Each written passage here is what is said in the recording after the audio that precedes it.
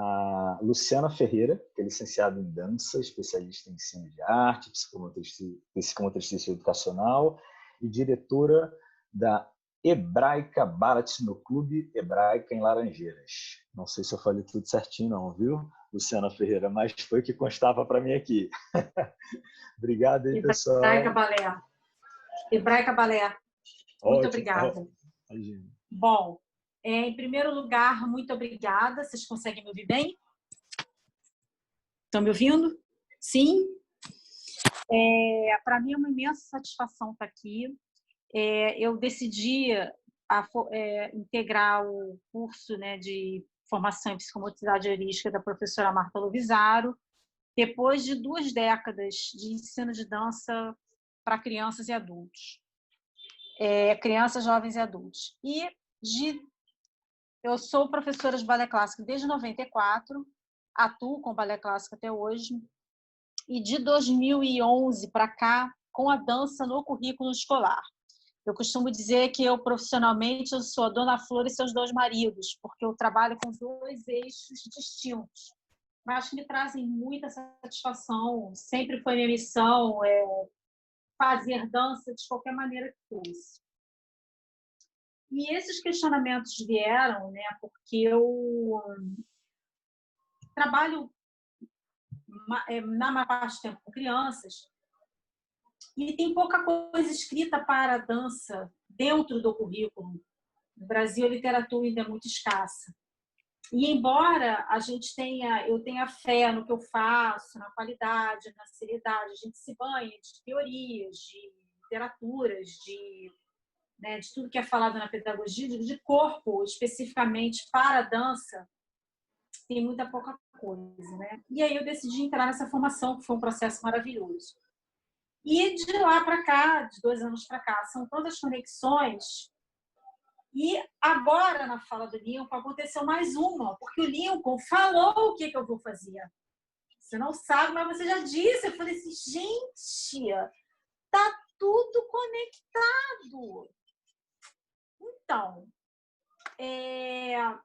isso, na verdade, não tem a ver, não é uma atividade que eu dê, né, em sala. Eu vou promover aqui só uma... A gente fala no meio acadêmico, se fala no meio acadêmico de provocação, do papel que o corpo e o movimento têm na vida da gente, né? Eu, a vida inteira, fui chamada de Luciana do balé e as pessoas paravam com o pé naquela posição e chegou ela, não sei o quê. E eu comecei a perceber que, na verdade, isso não era uma coisa exclusiva do bailarino, isso é uma coisa que é da vida. Pelo jeito que a pessoa se senta, pela postura, hoje em dia existe até análise corporal, né, para empresas e processo de seleção, essa coisa toda. E eu escolhi hoje um exercício para convidar, né, para todos participarem, para a gente entender o quanto que o corpo dá, que na verdade que o movimento dá sentido a todas as coisas, né? Não só para quem faz balé, mas é um convite que eu faço para que todos visitem isso no seu dia a dia, nas suas relações e na sua forma de comunicar. E o objeto que eu escolhi para isso foi a caneta. Eu tinha falado com a professora Amata, falei, era a caneta. Eu falei, gente, não é possível. Está tudo conectado. E aí, qual é a intenção desse exercício? Isso é um exercício que se usa em teatro, em formação teatral, em cursos teatrais. É você pegar um objeto e você criar uma situação que não é daquele objeto. Por exemplo, a caneta, que foi o que eu planejei, a caneta é para escrever, mas também não vale prender o cabelo. Eu convido a todos que estão assistindo, que quiserem participar, que peguem a caneta e criem uma outra situação para que a gente, através do movimento, identifique qual é aquela ação, não através do objeto. Então, por exemplo, prender cabelo já não vale, eu vou dar só umazinha que também não vai valer. Sou uma cantora, né? Então, eu convido a todos que aqui estão, podem fazer de pé, podem se distanciar da câmera. Escolham uma atividade que vocês possam usar a caneta e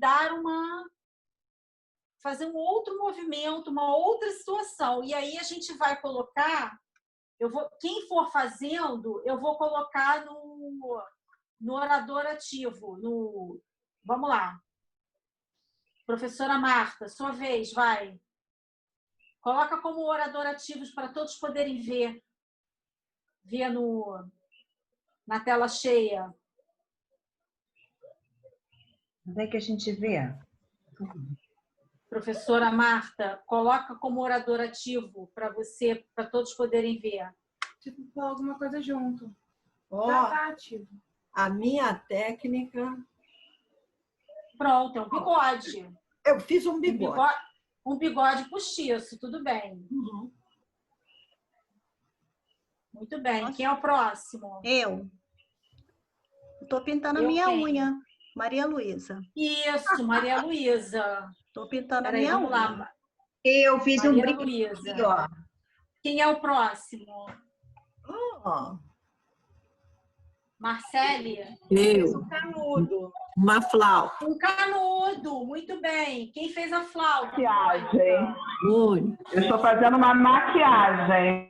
Fazendo, Isso, colocando um lápis. braço. Muito bem. mamãe, tá fazendo maquiagem, não, mamãe. Batom, Tá dizendo que eu não estou fazendo maquiagem.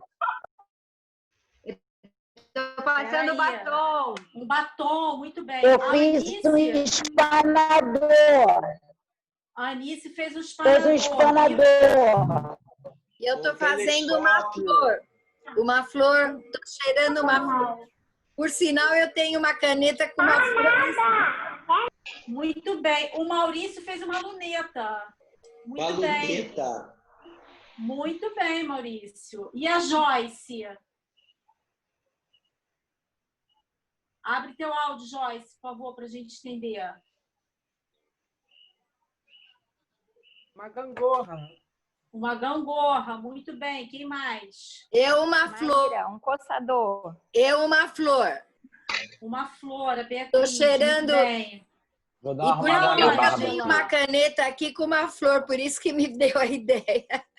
Muito Eu bem. fiz E um a Penteada na unicórnio. minha barba aqui, ó. Pera aí, que eu vou dar uma penteada na minha barba aqui. unicórnio, muito bem. Muito bem. Boa tarde. E a Vânia? Oi, eu fiz uma tatuagem. Muito bem. Quem mais? O espetinho. Então, espetinho. pessoas, Ai, não dá. quem mais fez que eu não vi? Um espetinho, aparece? Quem é que fez o Espetinho espetinho? para pegar o salgadinho? Sim, mas quem fez que eu não tô vendo? Mayra. Eu não Mayra. tô conseguindo. Isso, isso. Ah, tá valendo também. Então,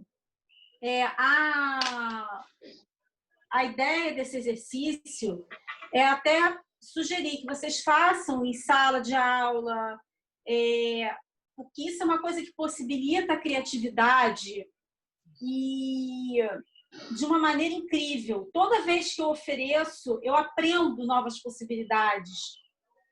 E como a gente está num espaço limitado aqui, né? Na verdade, é a improvisação da improvisação, isso pode ser feito com qualquer objeto.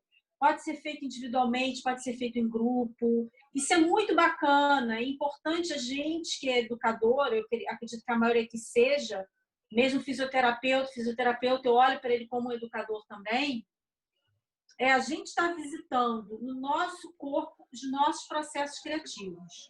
Porque o que o Lincoln falou, quem falou antes do Lincoln, eu esqueci, de escrever histórias através do corpo. Foi a Fátima, sensorial, né? Isso se perde ao longo da vida.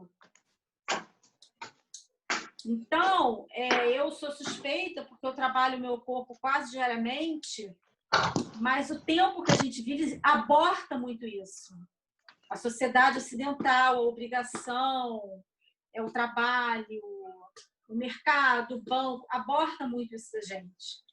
Então, vamos procurar o sentido do corpo.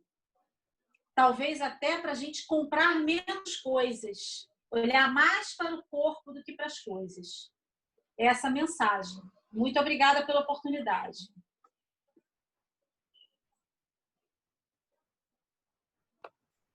Muito bom, Luciana. É isso aí. Obrigada, obrigada. Olha, obrigada pela participação. Eu não vou poder continuar porque eu estou em curso. Eu, inclusive, peço desculpas aí na hora que eu entrei para testar. Eu pensava que era só eu, a professora Marta, estava no maior papo de comadre, falando de unha, de cabelo. Eu falei, Jesus, quando eu vi que a sala estava cheia. Foi o meu primeiro mico de home office em 3 meses de isolamento. Eu acho que não está, né? Pior se eu estivesse pelada, falando palavrão, mas foi isso. Pessoas, muito obrigada. Maravilha, muito obrigada. Espero que seja o primeiro de muitos encontros, tá? E quem quiser fazer perguntas para a Luciana, vai poder realizar isso através do Instagram, que nós vamos dar depois para vocês, tá? Ah, tá ótimo. Muito obrigada. Obrigada, Rafaela, pela mensagem. Obrigada pela contribuição de todos vocês. Um abraço. O Maurício Além. Ah, Fátima, querida. E agora, você vai anunciar o Maurício, Luciana? Sim. Seja muito bem-vindo, Maurício, ao nosso encontro. O Maurício vai falar sobre o quê, professora? O Maurício está na mesa de corpo que pulsa, corpo que vibra, um olhar sobre o corpo em movimento. Um olhar sobre o corpo em movimento. Eu já dei um olharzinho, agora o Maurício vai mais longe. O Maurício vai continuar. Seja muito bem-vindo, Maurício. Maurício é graduado em Educação Física, coordenador do portal Yoga Educação, psicomotricista e professor de yoga mindfulness em escolas. Gratidão, professora. Vocês estão me ouvindo bem? Sim. Sim. Tudo jóia, Luciana. Gratidão, adorei também. Muito, muito bom olhar de todo mundo. A fala de todos vocês, assim, muito me deixa feliz. Gratidão, professora Marta, por todo o ensinamento que você deu para a gente aqui no portal. A psicomotricidade para a gente foi um grande divisor de águas, pois a gente já trabalhava há muitos anos levando práticas de yoga e meditação em escolas, mas não havia ainda uma construção de uma ponte sólida para o meio acadêmico. Né? Dentro de várias questões abordadas nas graduações, você não encontrava uma relação. Essa relação ela foi encontrada de forma muito sólida dentro da psicomotricidade. Né? O yoga, ele, através de toda uma reorganização tônico, dentro do seu trabalho postural, dentro da reorganização de diafragmas, a estrutura da trama miofascial, ela vai permitir que esse corpo se reconheça como esquema corporal. Né? E fazendo essas correlações entre a identidade, entre inteligência corporal sinestésico-motora e inteligência naturalista, no que envolve toda a questão dos sentidos. E isso permite que esse corpo organizado em equilíbrio, nessa homeostase, ele possa acessar essa inteligência intrapessoal, que é a capacidade do sentir, né? E a forma como ela vai se expressar. E isso, para a gente, foi uma descoberta muito importante, porque a gente abordava esses assuntos, mas isso não ficava claro. Né? Dentro das visões de Vallon, Couturier, dentro do que a gente estudou com a professora Marta, isso, para a gente, foi assim, um grande divisor de águas. Né? Antes e depois da psicomotricidade, foi realmente um eureka.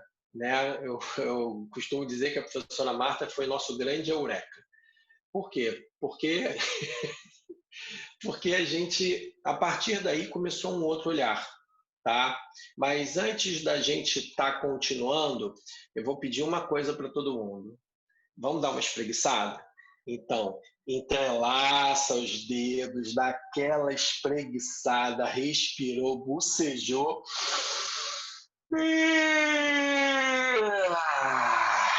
Espreguiça com gosto. Espreguiça lá para o lado direito. Espreguiça lá para o lado esquerdo. Entrelaça os dedos das mãos, arredonda a coluna, espreguiça a frente. Abre o corpo, faz uma extensão, abre bem o peito e espreguiça. Olha lá para trás, torceu, espreguiçou.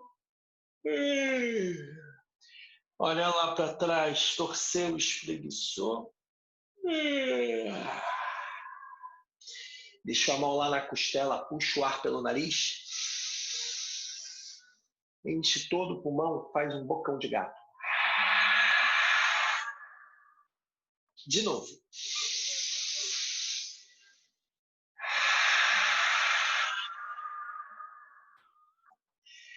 Agora vocês estão muito sérios. Se você fosse a minha educação infantil, eu ia falar assim, pré-2, que cara séria é essa? Vamos pegar um creme de careta, passa lá na mão e você vai fazer uma careta de sorriso.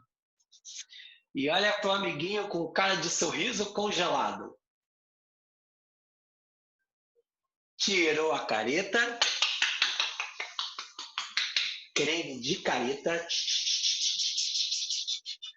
careta de sorriso de palhaço de boca aberta. Tirou a careta,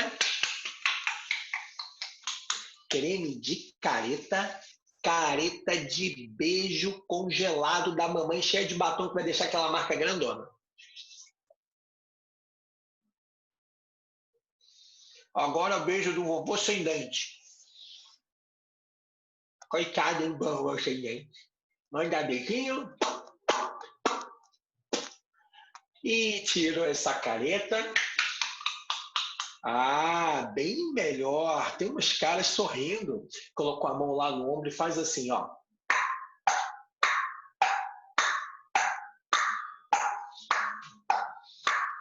Pra frente.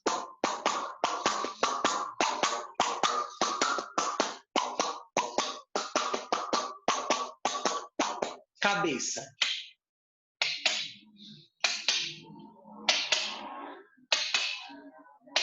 Mandar beijinho.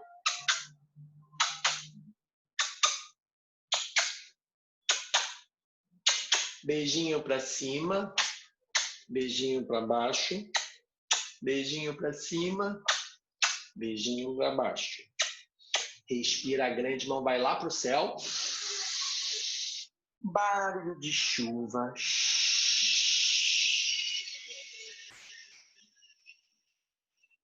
Cheira a flor. Assopra a vela. Respiro. E descanso.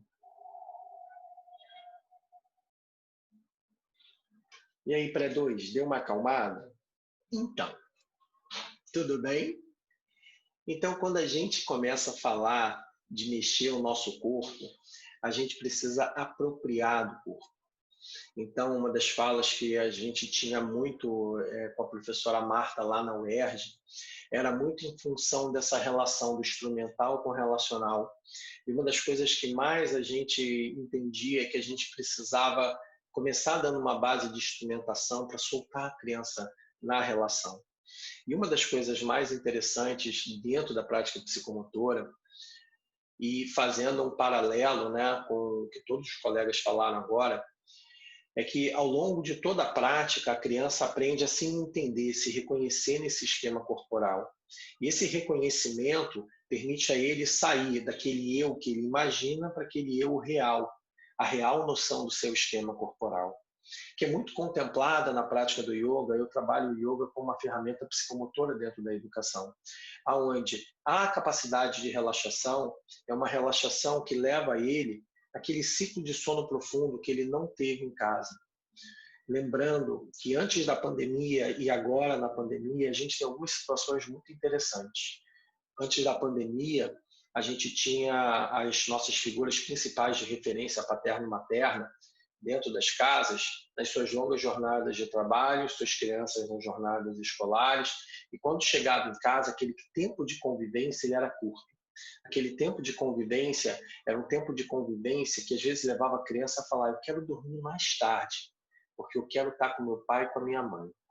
E quando o pai e a mãe chegavam mais tarde, eu quero dormir mais tarde, eu quero abraçar, eu quero estar próximo, eu quero estar nessa relação, desse contato da pele, porque é nesse contato que eu vou me sentir acolhido, é nesse contato que eu vou ter o meu contorno.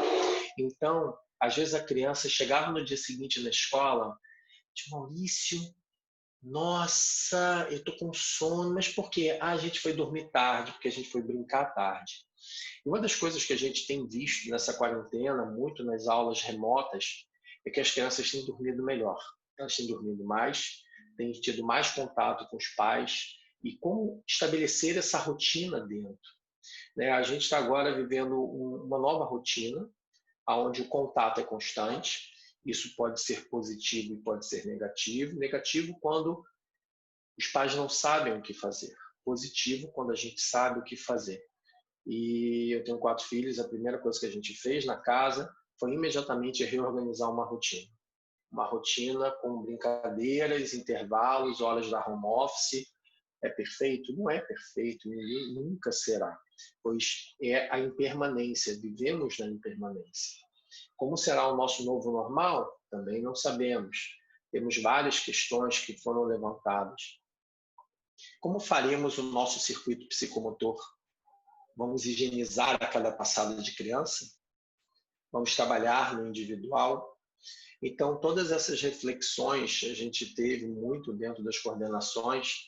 E o mais interessante é que o yoga virou uma ferramenta bacana, até agora nessa nossa retomada, pelo fato da gente ter aquele tapetinho, que aquele tapetinho trabalha de forma individualizada. E ele trabalhando de forma individualizada, a gente consegue desenvolver muita coisa. Mas esse relacional, como ele fica? A gente faz muito um trabalho de duplas, só que a nossa dupla agora não tem mais interação, eu não posso ter tanto contato, ele vai ser todo em espelhamento, é o que temos para hoje. Porque as crianças elas estão ávidas de ter contato. Elas estão felizes, principalmente as crianças no infantil, de estarem próximas dos seus pais, de estarem esse contato. Porém, elas têm muita falta do brincar. E essa qualidade nossa do brincar, ela está sofrendo uma interrupção. A gente vai estar com uma motricidade um pouco interrompida, um time, um break. E como a gente vai gerar afeto sem o toque? Como é que vai ser esse afeto cognitivo? Como é que vai ser esse afeto sensório? Todos esses questionamentos a gente traz, porque o correr, o brincar, o pular, o saltar, eles fazem muito parte da dinâmica do brincar. Na prática do yoga, a gente também inclui algumas dessas ações, imitando um sapo, imitando um orangotango. A gente consegue fazer isso dentro do seu espaço individualizado, mas a gente sabe que quando as crianças interagem, é a grande brincadeira que elas vão querer presenciar, elas vão querer viver, elas vão querer ser aquele animal, um animal que gera poder, que gera um símbolo, que gera uma ressignificação nela. Porém, a gente, nessa nossa retomada, nas escolas, a gente tem abordado muito como vamos fazer, e por enquanto a gente está ainda dentro das nossas restrições, ou seja, a gente está com uma prática mais instrumentalizada do que relacional. E como relacionar, como fazer isso, E uma das coisas que a gente tem visto é que o rir é uma coisa boa e o cantar é uma coisa boa. Então, a gente tem várias brincadeiras de canto, percussão, que a gente vai trabalhando com eles entre cada postura, entre cada ação. Para quê? Para que o canto gere um afeto. Então, esse pulso, esse movimento que a gente está vivendo agora, ele é um movimento em que ele tem um ponto. Qual a função dessa nossa prática? Ensinar essa criança a entender o seu corpo, ensinar essa criança a entender o seu emocional. E ensinar essa criança a relaxar. Porque relaxando, ela consegue ter qualidade do sono profundo, tendo qualidade do sono profundo, o nosso sistema imunológico ele vai agir no nosso cérebro, sintetizando as memórias que fixam curto e longo prazo, as proteínas que vão fixar as memórias de curto e longo prazo, e essa fixação vai ajudar tanto na questão motora quanto na questão cognitiva. Porém, como dormir diante da preocupação? Muitas crianças têm visto muitas coisas em casa e a gente escuta no relato das videoaulas, né? Meus pais estão brigando muito. Tá todo mundo preocupado. Não estamos dormindo. Então, como levar esse ponto de relaxação agora às nossas crianças? Esse é uma indagação, é uma ação que a gente coloca muito. Professora Marta, eu estou preocupado só com a questão de horário. Eu estou me colocando aqui em 20 minutos. Tem quanto tempo?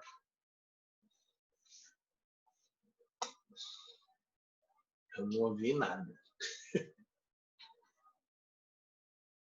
Tenho 5 minutos?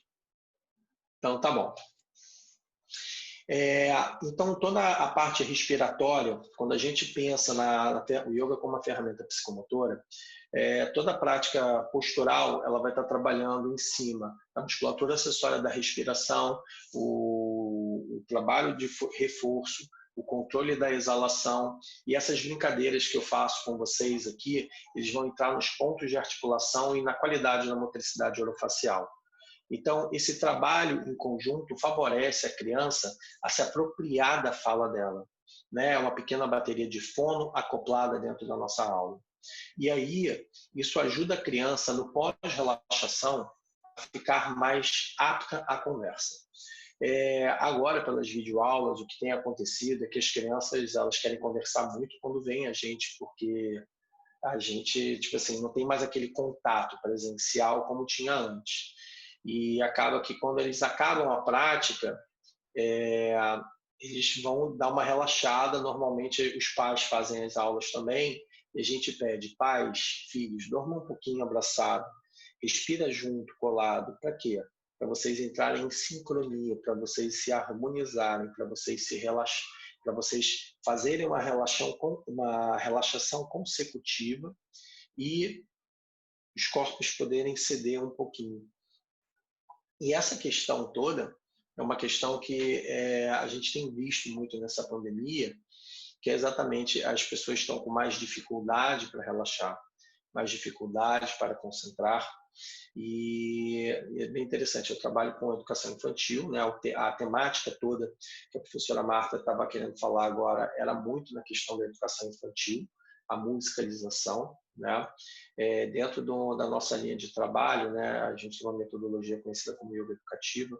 A gente tem todo um repertório de contação de histórias, e a música ela é muito importante dentro da contação de histórias, porque elas contam uma história, elas dão um movimento. A criança, quando se apropria da música, ela se apropria da capacidade fonadora dela, e isso leva ela muito além do que simplesmente uma simples aula ou um trabalho físico, né? Porém, a prática para os adolescentes nessa pandemia tem sido mais incrível do que a gente imaginava, porque quando eles aprendem e têm autonomia sobre as sequências e as séries, eles têm ensinado aos pais. Então, a gente teve hoje nas escolas os nossos adolescentes como multiplicador de exercício para os pais. E tem sido uma coisa extremamente benéfica para eles. Inclusive, de adolescentes resgatando atividades da educação infantil pelo fato de que era uma ludicidade que deixava eles felizes. Então, eu me peguei em algumas aulas de Fundamental 2 dando exercício de infantil, de tão gratificante que era. Professor, eu não vou mais me alongar, já deu meus 5 minutos. Eu peço a gratidão a todo mundo que está aqui. Bom, tá? Se você quiser, você pode falar mais um pouquinho, porque nós temos aquele vazio da aula do Renato, que estará ausente por conta de estar em hospital, né? Em situação hospitalar. Tá bom, então eu vou compartilhar. Gia, Tudo bem? A Gisele depois é a próxima. A Gisele vai trabalhar em cima de musicoterapia. Então, Gia, eu levo um pedaço, você leva outro. Pode ser? Fica tranquilo, você vai encadear certinho. Então, tudo bem. Tá ótimo. Então tem uma das coisas. Eu vou falar um pouquinho do trabalho que a gente gosta de fazer, que é assim, quando o pessoal começa a pensar no yoga dentro da escola, normalmente tem assim, o pré-pandemia, pré-pandemia, pandemia e o pós-pandemia tem levado a gente aqui dentro do portal a ter muito questionamento, né? E uma das coisas mais interessantes é que assim, na educação infantil, todo o nosso trabalho está baseado nesse desenvolvimento da musculatura acessória da respiração, no ensinar pleno dessa capacidade respiratória e a importância dela na construção fonética, né? E como a gente tem encadeado esses exercícios. E agora, no nosso acesso remoto, né, nessas aulas online, uma das coisas que mais a gente tem feito tem sido as brincadeiras, né? Dos exercícios respiratórios, os exercícios de pontos de articulação, os exercícios de trava-língua e os exercícios posturais. E isso tem sido assim bem divertido, porque normalmente pais e filhos têm participado juntos, né? E à medida que eles vão fazendo, eles têm um momento que é um momento mais de ludicidade. É uma aula mais instrumentalizada, mas quando a gente oferece a ferramenta, a criança absorve essa ferramenta e ela usa ela no dia a dia para brincar, ela está usando o corpo para brincar, ela está descobrindo as capacidades e possibilidades que aquele corpo pode trazer. E essa descoberta cria um processo de asseguramento emocional muito grande dentro da criança, porque quando eu conheço o meu corpo, eu sei qual a sua extensão, o correr, o saltar, o pular, o rolar, eles vão ter uma maior qualidade, eles vão ter um maior refino, né? E isso é uma coisa que a gente tem conseguido trabalhar bem. As crianças têm criado jogos, né? Um dos jogos que eles criaram, que eu adorei, eles pegaram aquele videogame, o Subway Surfer, e aí eles começaram, um grupo cantava, tan, tan, tan, tan, tan, taran, e o outro ia dando os comandos e todo mundo na frente da tela corria, pulava, saltava, rolava. E a gente tinha uma grande brincadeira psicomotora que eles conduziam. E a gente apenas trabalhava com uma percussão corporal. Então, eram coisas bem interessantes, eram coisas e brincadeiras que as crianças vão criando à medida que elas vão conhecendo o próprio corpo delas. E todo esse processo é um processo de aprendizado. A gente, como psicomotricista, fica com aquele olhar na câmera. Não é aquele olhar tridimensional, real, de ver a criança respirando, de ver como é que está a qualidade do salto, como é que está a pisada, se ela está mais pronada, está supinada. Esses detalhes a gente perde, né? Mas a gente entende que o relacional agora ele está um pouco audiovisual, né? Mais do que talvez táctil, que é o que a gente gosta de trabalhar. Mas tudo bem, é o que a gente tem para hoje. E muitas crianças elas estão precisando falar. A fala delas, ela às vezes está repleta de uma... Eu estou com saudade da minha turma, eu estou com saudade do brincar, eu estou com saudade do correr com todo o grupo. E essa nossa nova volta, ela vai ter um trabalho um pouco quanto lento. A gente realmente também não sabe como vai ser essa volta, né? Posso fazer mais uma brincadeira com vocês? Pode ser? Então, vamos lá. Então, a gente vai fazer assim, ó. Põe a mão lá na costela. Respirou, espreguiçou.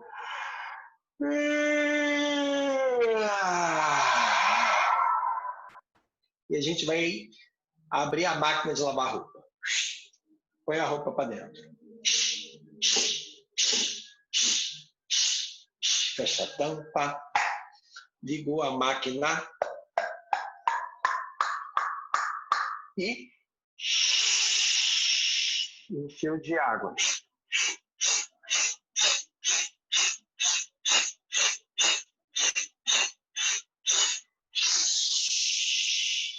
A roupa ficou de molho, cheira a flor.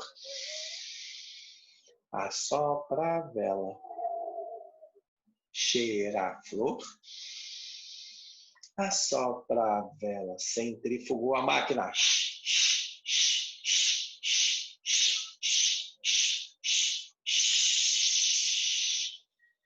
Saiu toda a água. A roupa ainda está molhada, torceu, olhou para trás. Torceu, olhou para trás. Respirou. Barulhão de chuva. E a gente vai fazer uma brincadeira que é assim, as crianças têm ficado muito tristes, né? Então, a gente tem uma linha de trabalho muito com riso mecânico, porque o riso mecânico vai fazer toda uma indução positiva. Então, a gente vai fazer assim, ó. Ha, ha, ho, ho. Vamos lá? Pode abrir o áudio. Vamos lá, galera, se quiser. Ha, ha, ho, ho. Ha, ha, ho, ho. Ha, ha, ho, ho. Ha, ha, ho, ho.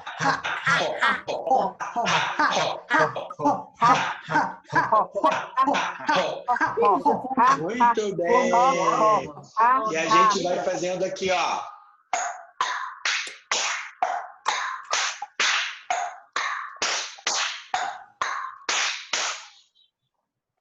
Pato, prato, trigo, trigo.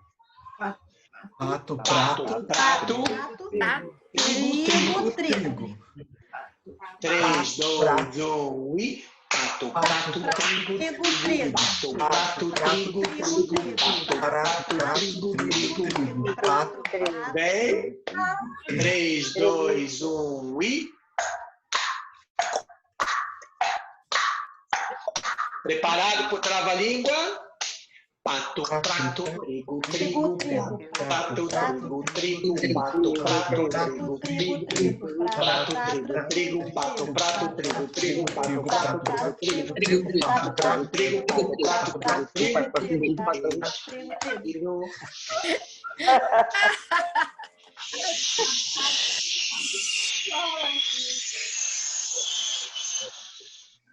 Ha, ha, ha.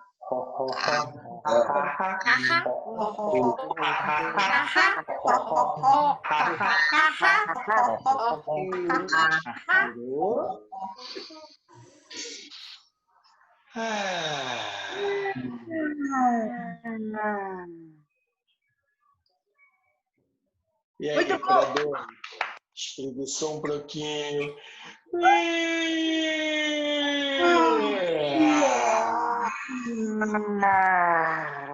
Que horas é a aula de esteirinha?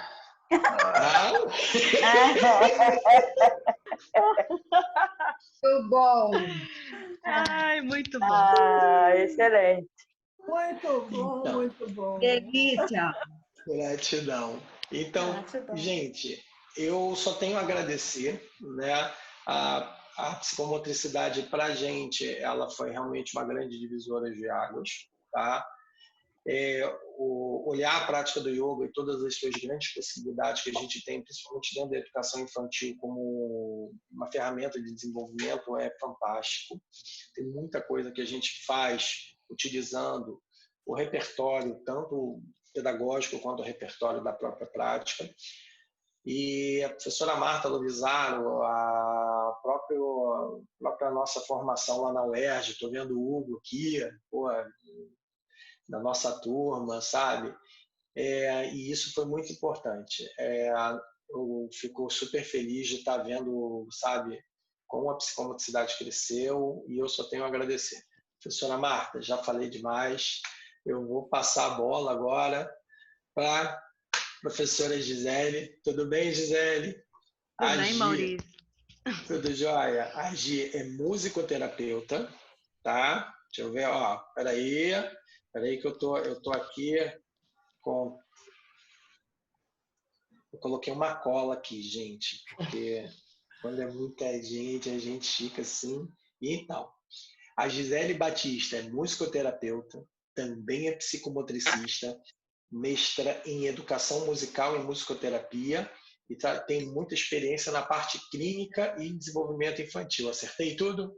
Acertou, Maurício. Tá tudo certo. Então, Gratidão, gente. Muito feliz de estar aqui. Gi, por favor, faça as honras. Obrigada.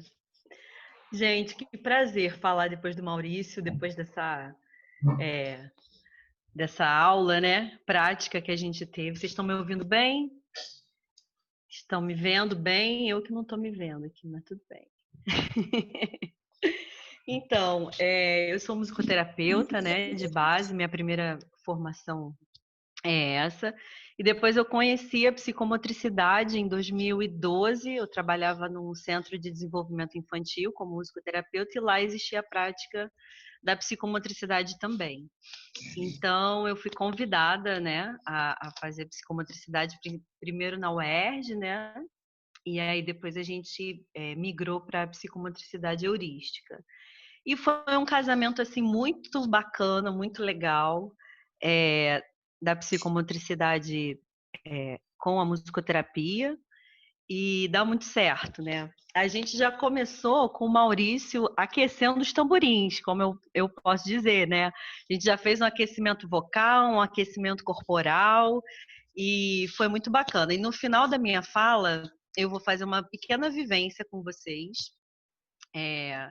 psicomotora e musical também, e aí vou terminar cantando uma música e quero que vocês me acompanhem nas batidas.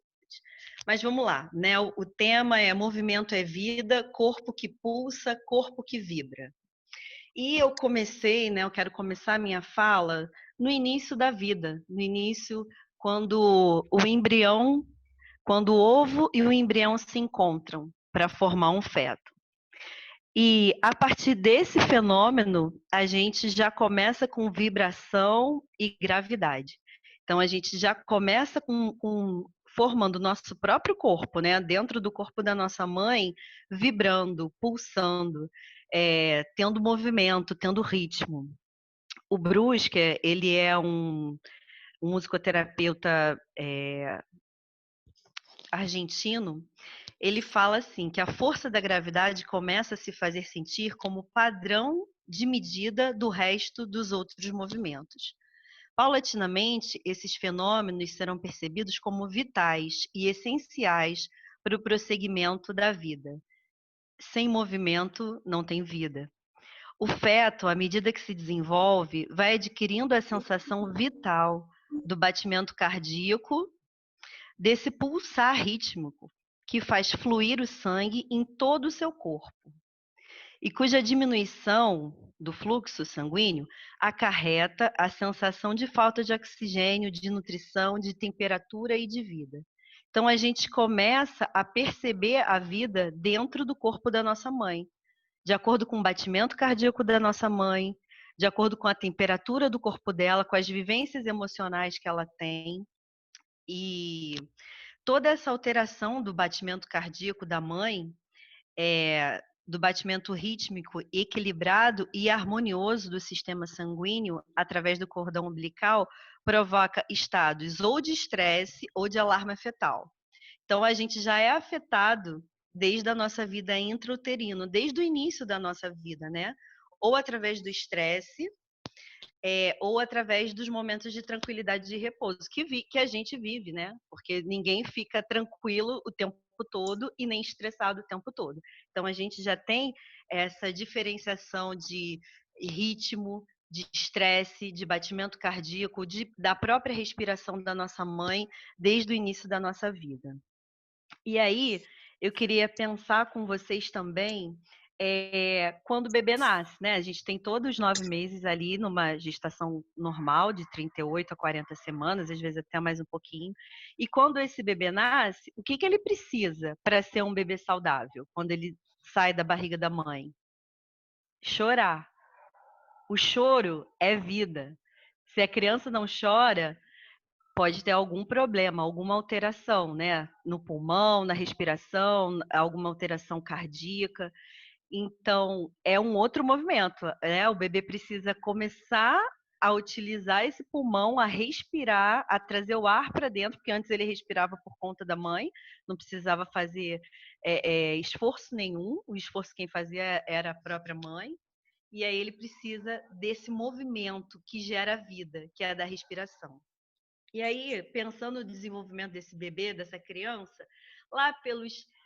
Vamos antes, né? Eu ia falar dos 4 meses. Mas o bebê já reconhece a voz da mãe, às vezes a voz do próprio pai, quando chega perto, né? Ele não tem muita noção do que está acontecendo, não está enxergando direito, só vai começar a enxergar com 1 mês, mais ou menos. Mas ele já se aconchega com a voz dessa mãe, com o batimento cardíaco, quando essa mãe vai amamentar esse filho. Porque isso traz segurança, isso traz tranquilidade, né? É o holding tanto do corpo quanto do batimento cardíaco e o holding vocal também, o holding da voz dessa mãe. Então eu coloquei aqui que o corpo, né, o nosso corpo, ele se constitui a partir do corpo do outro, a partir do corpo dessa mãe que gerou e que nos trouxe vida. E aí eu quero trazer para vocês também um conceito da musicoterapia, que é a identidade sonora, né? A gente chama de ISO. Alguém já ouviu falar disso, da identidade sonora? Todos nós temos uma identidade sonora, né, que ela se inicia a partir da nossa vida intrauterina e ela vai se modificando, né? Porque a gente tem a identidade cultural, a gente tem a identidade do grupo, a identidade sonora, né, do grupo que a gente faz parte, da cultura, da família, e a gente começa essa identidade sonora dentro da barriga da nossa mãe. Para poder estabelecer um contato com o outro ou se abrir algum canal de comunicação, surge a necessidade de imitar o outro, ou de fazer algo igual ao outro, com quem pretendemos entrar em contato. Para entrar em comunicação com o bebê, nada melhor do que o balbuciar com ele, que aí já é o bebezinho de 4 meses, né? Lembra que se vocês já tiveram um bebê ou tem algum bebê na família, a gente olha para o bebê aí brinca de balbuciar, de estalar os dedos, de rir, a própria cosquinha, né? Esse é um primeiro contato. E aí a gente vai saber se a relação está sendo saudável, se esse bebê corresponde, se esse bebê quer imitar, né? Se esse bebê está vendo o que está acontecendo. Nas crianças autistas, isso não acontece. Mas muitas pessoas, né, passam despercebido por isso, porque ou não brincam, ou acham que ele não me imitou agora, me imita depois, né? Mas a gente já pode perceber desde o bebezinho de 4, 5, 6 meses essa recíproca, né? Essa resposta que o bebê vai dar para a gente ou não. E continuando, né, com o desenvolvimento. E aí entra a junção, né, da psicomotricidade com a musicoterapia, que é o corpo, né? Se a gente não tem um corpo, a gente não tem uma voz. A voz, ela existe por conta de todo um sistema fisiológico para que ela possa ser proferida, né? E a audição também. Se a gente não tem nenhum problema auditivo, a gente consegue essa comunicação, tanto intra, né? Que é a comunicação que vem de fora para dentro, quanto essa de dentro para fora, que é a nossa voz. E aí a psicomotricidade faz um casamento muito bacana, porque música é movimento, música é ritmo, música é som, né? A música, ela faz parte da nossa vida, né? A nossa respiração, ela diz muito de como a gente está, se a gente está no momento ansioso ou se a gente está no momento mais tranquilo. A forma com que a gente fala, o ritmo, cada um tem um ritmo diferente de falar. Eu não identifico a voz de uma outra pessoa só pelo elemento sonoro, mas pelo ritmo que ela dá, pelo sotaque que ela tem ou não, né? Na verdade, todo mundo tem um sotaque, né? É sotaque, assim, pra gente que é carioca e fala igual a gente, não é sotaque, mas é sotaque se for de outro estado ou de outro país, por exemplo. E como é que fica esse corpo para uma criança, né, autista, que vou falar um pouquinho de desenvolvimento infantil, se ela não se reconhece como sujeito, se ela não teve essas vivências quando ela era bebê, se ela não brincou com a sua voz, com o seu próprio corpo, ficou com o corpo que aí a gente vai chamar de corpo fragmentado, né? E eu estava pensando aqui na fala dos meus colegas anteriormente, é um corpo que é fragmentado e ao mesmo tempo é um corpo que é em bloco, né? É um corpo que se movimenta em bloco. E a partir do momento que a gente dá voz para essa criança, a partir do momento que alguém falou, não, foi antes do Maurício, não estou lembrada agora quem é que falou, Se a gente o Bruno falou um pouquinho disso, né? Se a gente percebe o outro, a brincadeira, não da forma que a gente quer, mas com o que o outro quer comunicar para a gente tem muitos ganhos. Chega no meu consultório, muitas crianças que as mães querem, né? A primeira preocupação é que elas falem, que elas se comuniquem, porque a gente entende que a comunicação é através da fala. E a gente, enquanto psicomotricista, entende que essa comunicação vai muito além, ou acontece muito anterior a essa fala. Então, acontece que em muitos momentos a gente precisa entender como essa criança brinca,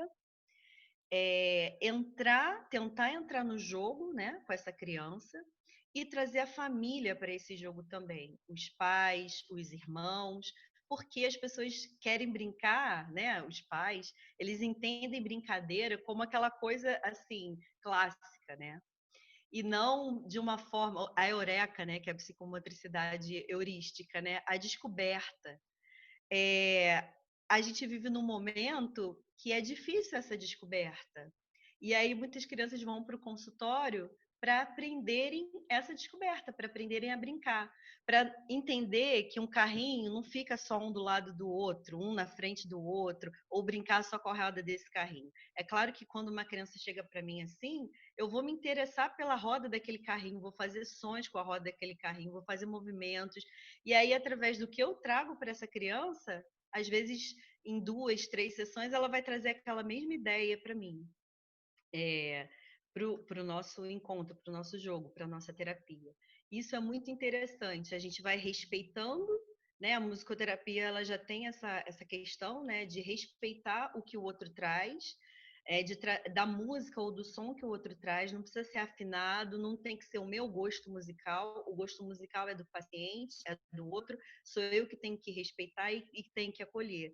E aí a psicomotricidade entende isso também, né? Como um corpo que eu tenho que acolher ele do jeito que ele está, né? E potencializar e fazer com que esse corpo ganhe vida, ganhe expressão, ganhe movimento da melhor forma que eu puder, respeitando esse corpo, respeitando o tempo do outro, que é algo assim muito difícil, né?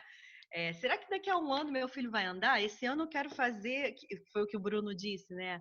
Que a preocupação da avó era essa. Será que daqui a um ano meu filho vai falar? Que é a preocupação da maioria dos pais. E a resposta é sempre a mesma. Eu não sei. E aí eu frustro, né? Frustro esses pais. Mas eu não posso dar uma resposta que eu não tenho. E uma resposta que, na verdade, quem vai dar vai ser essa criança. Ou o idoso, que eu também trabalho com Alzheimer e Parkinson, né? Com os ganhos que ele vai poder ter. E, enfim, é respeitar esse tempo, respeitar esse momento, que nos dias de hoje é tudo tão rápido, tudo tão corrido, e a gente vai se atropelando e não vai respeitando esse tempo e esse momento. Eu queria perguntar para vocês se vocês já colocaram aquela concha no ouvido, concha de mar, aquelas maiores que tem um som. E aí lembra o quê? Lembra esse som aqui, ó. Não sei se vai captar. Tá ouvindo? Esse aqui é um tambor do mar. A vida inteira eu pensei que fosse o som do mar. Não sabia como, né? Aquela coisa que não está dentro do mar, que não está perto do mar, a gente põe no ouvido e escuta o som do mar. Mas não é o som do mar.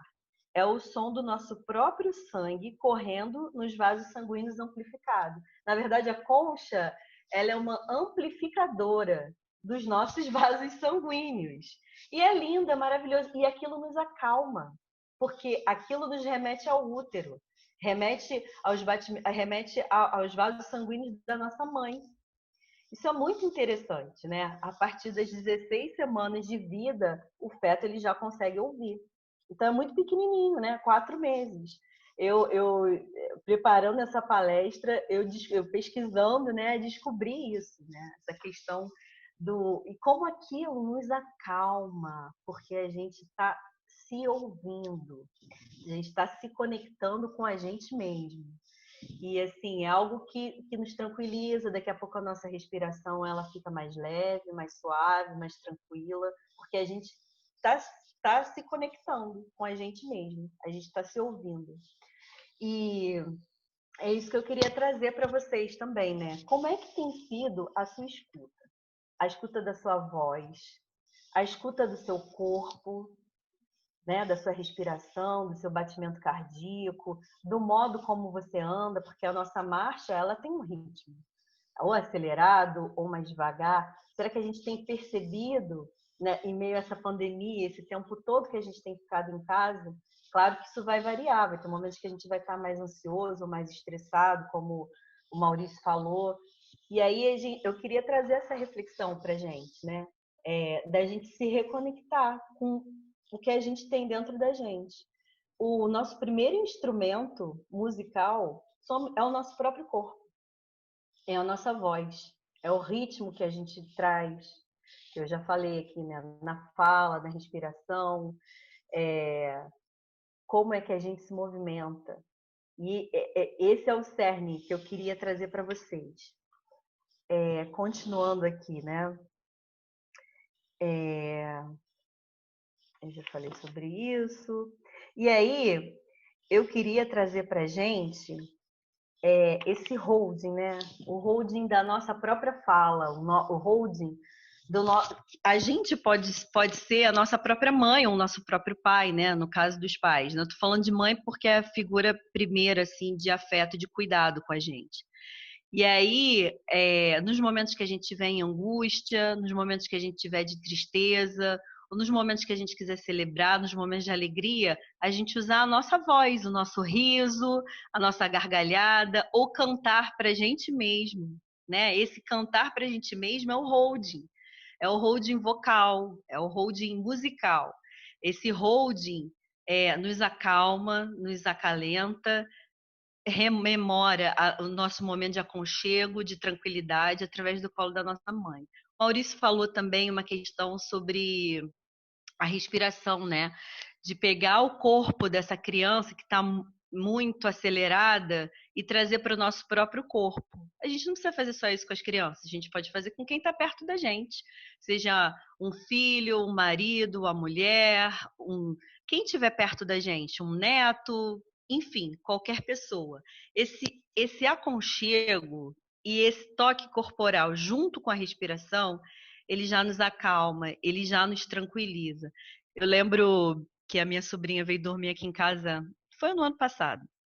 E aí ela estava no quarto com os meus filhos e ela falou: tia, tô com medo do escuro, tô com medo, sei lá, do bicho-papão. E ela começou a chorar muito, era a primeira vez que ela dormia aqui, né? E eu falei: ai, meu Deus, vai ter que voltar para casa, porque ela ficou tão, assim, descompensada. E aí eu lembrei, falei: vem aqui, Betina. Ela deitou em cima de mim e aí eu só fui respirando, fui falando para ela se acalmar. Foi todo mundo para minha cama, meus filhos foram junto também, porque aí eles já aproveitam, né? E aí foram ajudando ela a respirar, a se acalmar.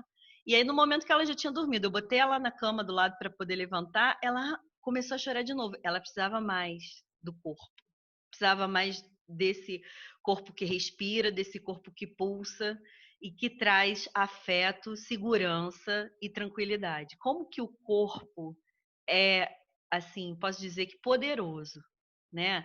A gente tem um poder dentro da gente mesmo e a gente precisa se fortalecer e entender que a gente tem esse poder dentro da gente. Não que a gente não precise do outro, mas a gente precisa da gente também para se restabelecer, para se tranquilizar e para se reencontrar. Acho que a gente se reencontra também com a gente mesmo, né? E aí eu queria, nesses tempos difíceis de pandemia, de esperança, de falta de esperança, tem dia que a gente está cheio de esperança, né? Tem dia que a gente tá, ai meu Deus, isso não vai acabar, o que vai acontecer, quando que essa vacina vai chegar, como é que vai ser? A gente não tem resposta para isso. Mas eu queria trazer para vocês a questão da fé, né? Da gente acreditar. A gente sempre precisa acreditar que vai melhorar, que dias melhores virão. Não sabemos como nem quando, mas a gente precisa ter dentro do nosso coração, da nossa alma, fé, esperança, né? Porque a fé, ela tá ligada à esperança. E aí, antes de terminar com uma música aqui, o Maurício já fez um pouquinho disso, né? Mas eu queria que você resgatasse os sons que você tem no seu corpo. Vamos tentar fazer isso agora? Vocês podem abrir o som, a gente pode fazer som com a boca, com as mãos, batucar no nosso corpo. Vamos lá.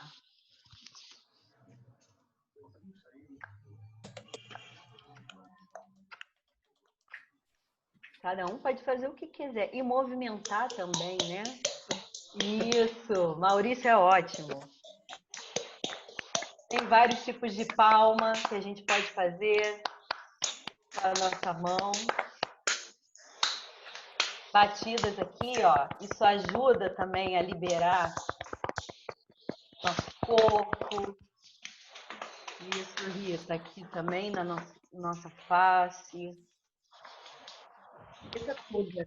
O peito. O peito também é um chakra super importante que a gente precisa liberar.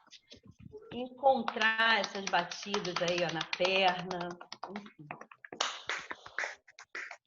Liberando, soltando as nossas angústias, os nossos estresses, nossas ansiedades. Respirando.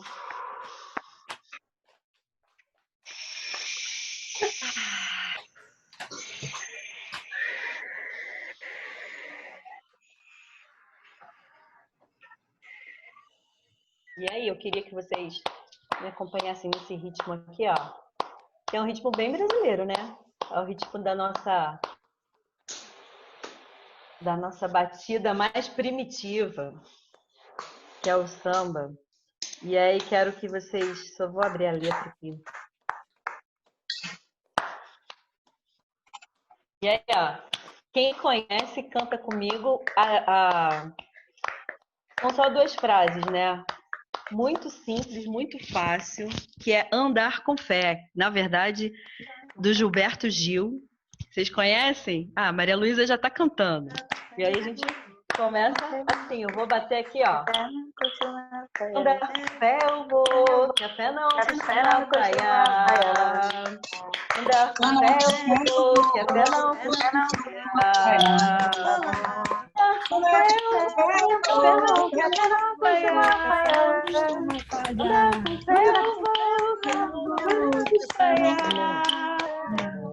A fé tá na mulher, a fé tá na cobra coral. A fé não costuma falhar. Anda com fé, a fé não costuma falhar. Na escuridão. Vamos lá. Andar com fé eu vou, que a fé não costuma falhar. Andar com fé eu vou, a fé não costuma falhar. Andar com fé eu vou, a fé não costuma falhar. Fé eu vou, a fé não costuma falhar. Com fé eu vou, a fé não costuma falhar. Andar com fé eu vou, a fé não costuma falhar. A fé tá no anoitecer, a fé tá pra morrer. Oh, triste na solidão. Andar com fé eu vou, que a fé não costuma falhar. Andar com fé eu vou, não costuma falhar. Com fé eu vou, que a fé não costuma falhar.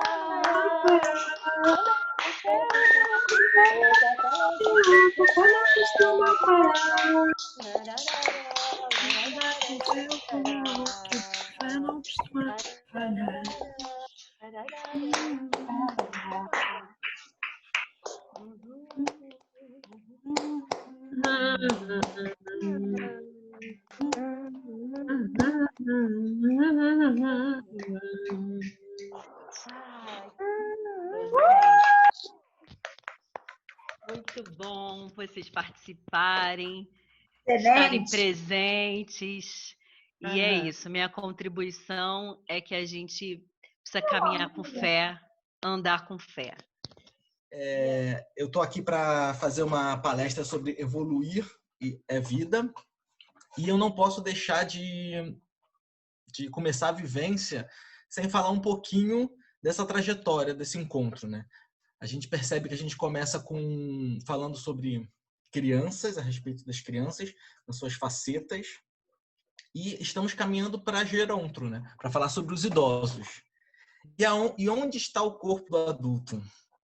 Né? E a gente entra num ciclo que é meio enlouquecedor, né? Porque o adulto começa a tolir a criança, falando dos gestos, dos afetos e tudo mais.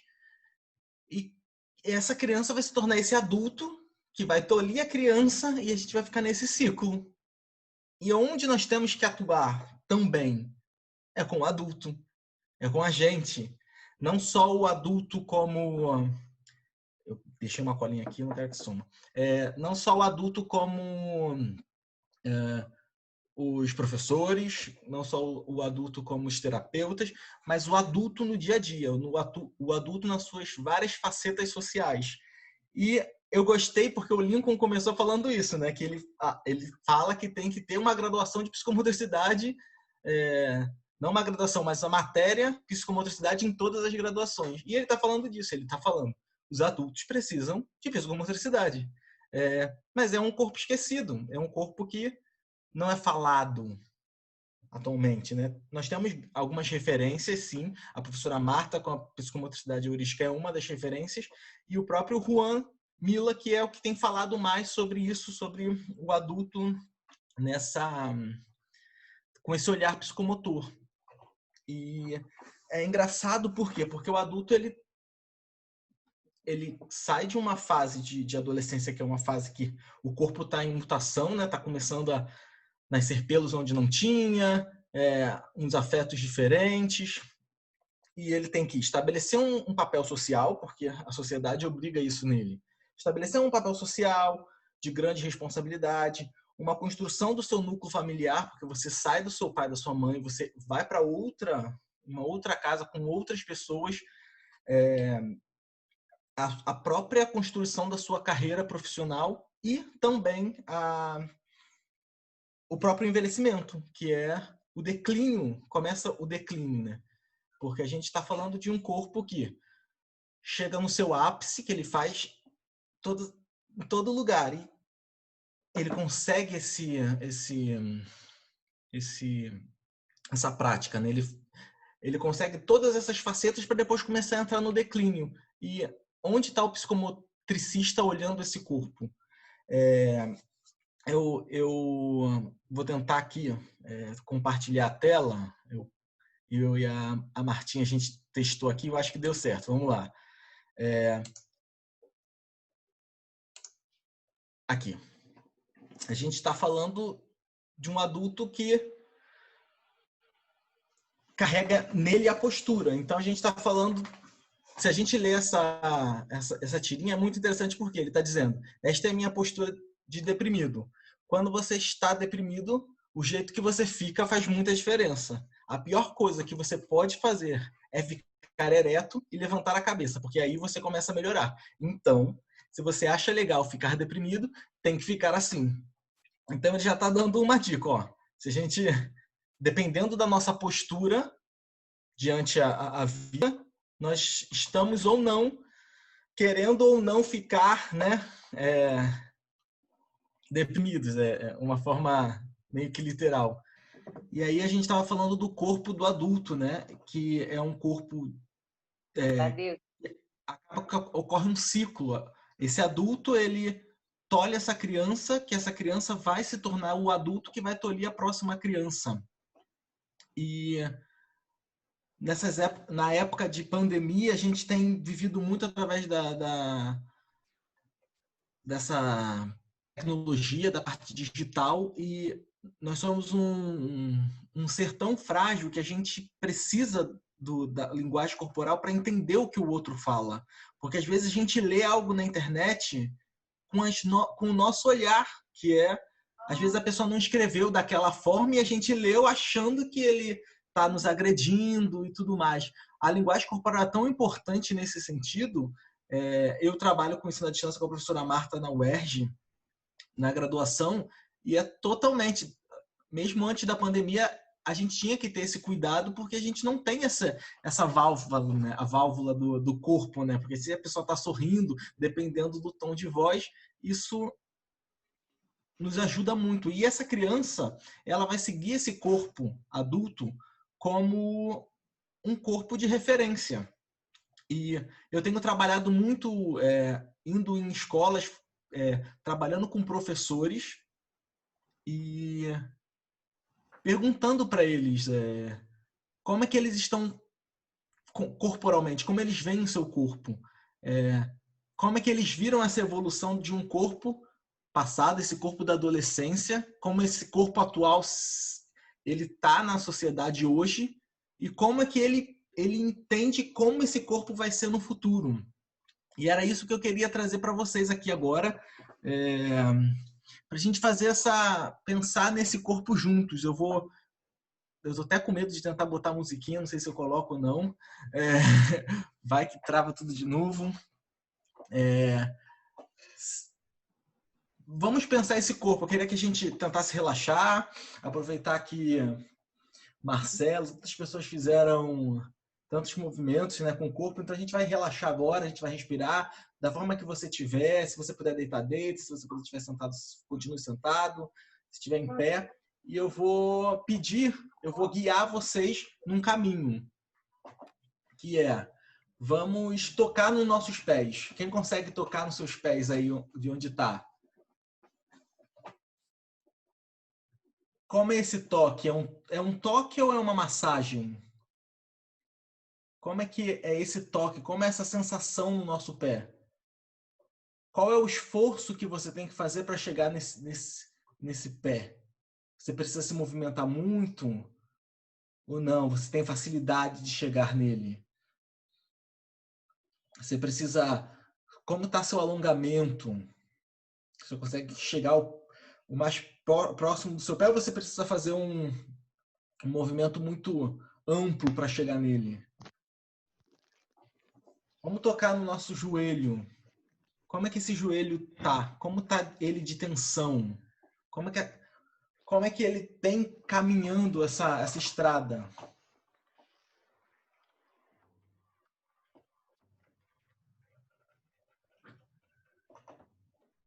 Agora a gente vai subindo para o nosso quadril. E esse quadril?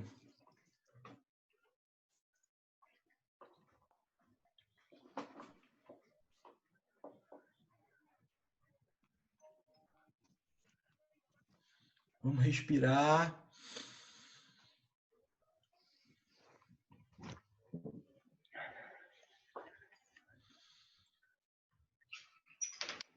Vamos subir para as articulações do ombro.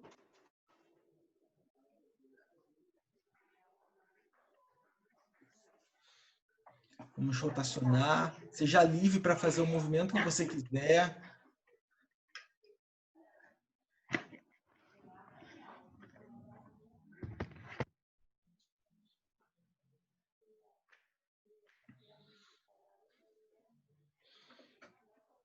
Agora eu vou pedir para vocês fecharem os olhos e lembrarem de um momento da sua adolescência, um momento marcante que vocês tiveram enquanto se movimentavam. Uma lembrança de um movimento. Que movimento é esse?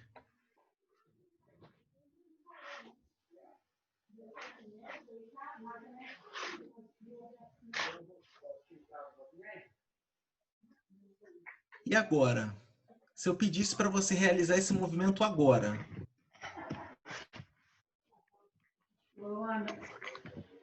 Você conseguiria fazer? Você precisa de ajuda? Mas é gostoso, né?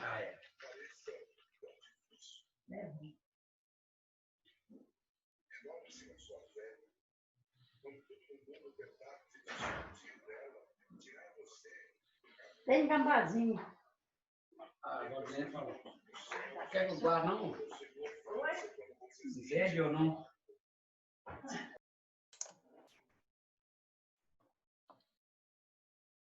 Agora, através da respiração, nós vamos levar o nosso pensamento lá para o futuro. A gente vai respirar e vai imaginar como será o nosso corpo daqui a 10, 5, 1 ano, daqui a 6 meses, daqui à pandemia, quando isso tudo terminar. Como esse corpo vai... Como você acha que ele vai estar? Quais são as necessidades desse corpo?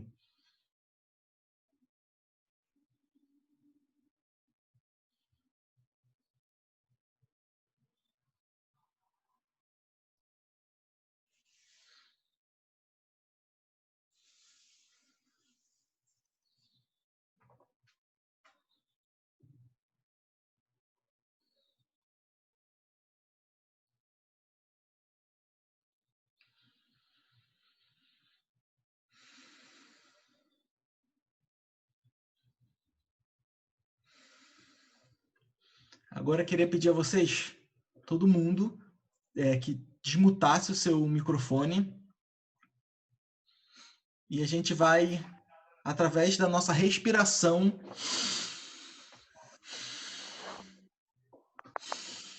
tentar encontrar um ritmo do grupo.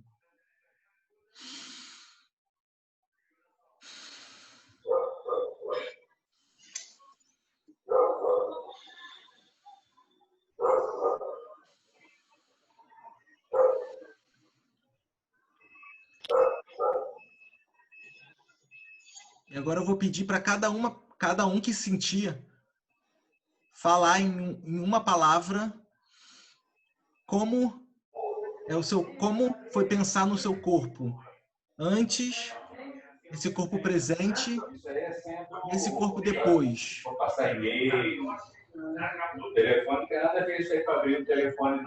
Isso aqui é para quê? Se um dia tu configurar o telefone. Como é esse corpo no passado?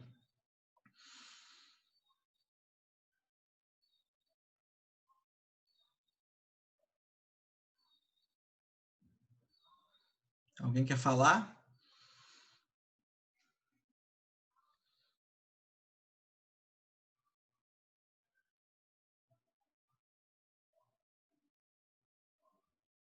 Hugo. Delícia. Eu acho que o meu corpo está melhor do que antes. Acho que por causa da psicomotricidade. Acho não, tenho certeza. E esse corpo futuro? Então, eu estou preparando ele para esse corpo futuro. Eu percebi na trajetória do corpo da minha mãe muitas limitações que ela tem hoje, muitas, e que eu olho e vejo as marcas, e esse corpo tem uma história, né? Essas limitações, ela tem uma história, né? De um corpo vivido, e aí eu tento e tenho buscado, inclusive na formação pessoal, aproveitar todos os momentos para que eu possa ressignificar esse meu corpo agora, para tentar ter um impacto melhor daqui para frente. Então, eu vejo esse corpo melhor. Mas melhor do que eu poderia fazer se eu não tivesse tido esse despertar, essa eureka, de como isso é importante.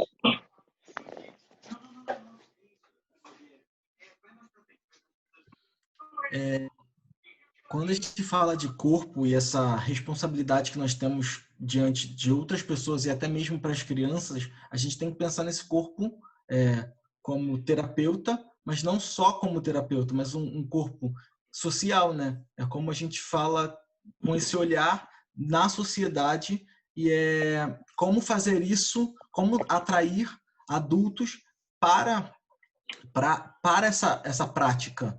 O Juan Miller, ele fala que as vivências elas não podem ser tão infantilizadas por conta que nós somos adultos. É uma visão dele.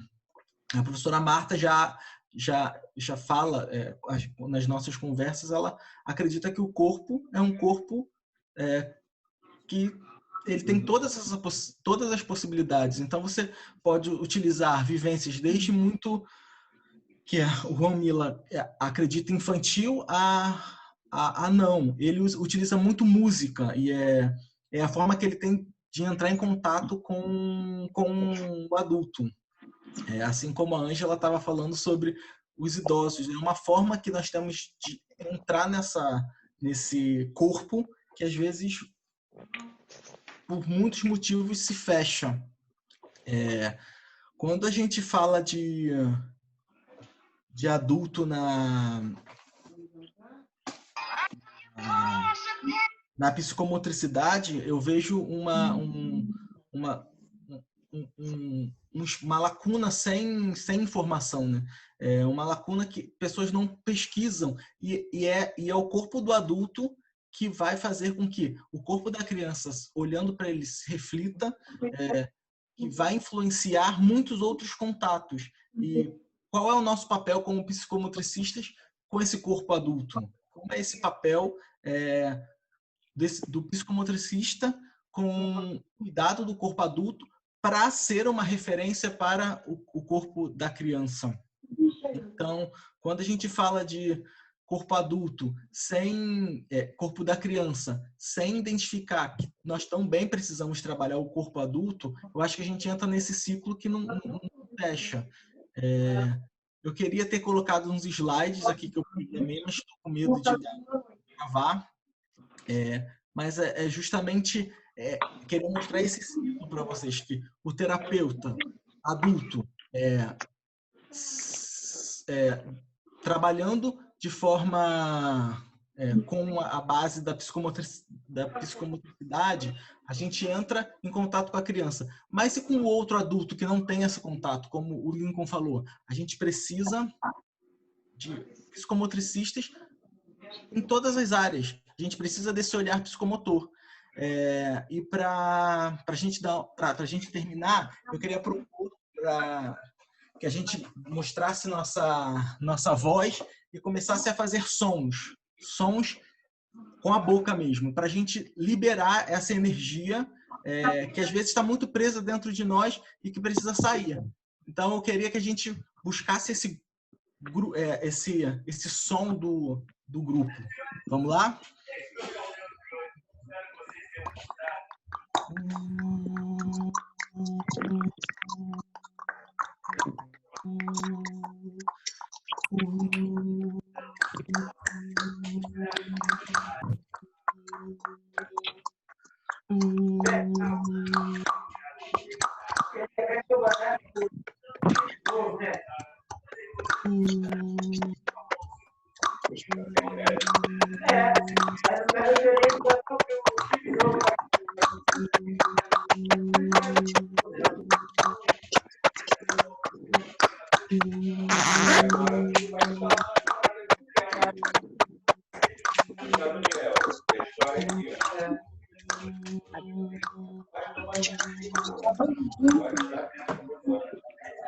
Gente, eu queria agradecer,